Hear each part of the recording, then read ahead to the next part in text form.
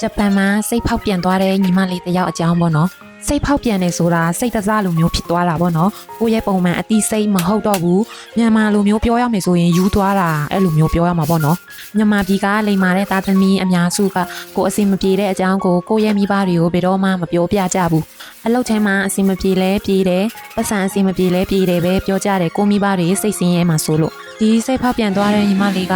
အလုပ်ထဲမှာဖိအားများစွာနဲ့မြန်မာပြည်ကမိဘတွေကိုစိတ်ချမ်းသာပြီးပတ်စံတွေပုံမှန်ပို့ပေးရဖို့နဲ့ဖိအားများစွာကိုသူတယောက်တည်းကြိတ်ခံပြီးတော့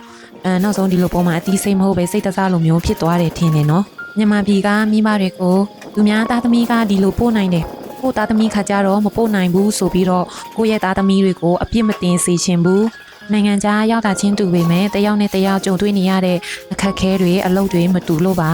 နိုင်ငံခြားကိုလေအပေါ်ရန်ကြည့်ပြီးတော့မဆုံးဖြတ်စေချင်ဘူးဘာဖြစ်လဲဆိုတော့နိုင်ငံခြားမှာနေတဲ့လူတွေကဘယ်လောက်ထိခက်ခဲတွေကြုံရလဲဆိုတာဒီနိုင်ငံခြားမှာနေတဲ့လူတွေပဲသိတယ်ပေါ့နော်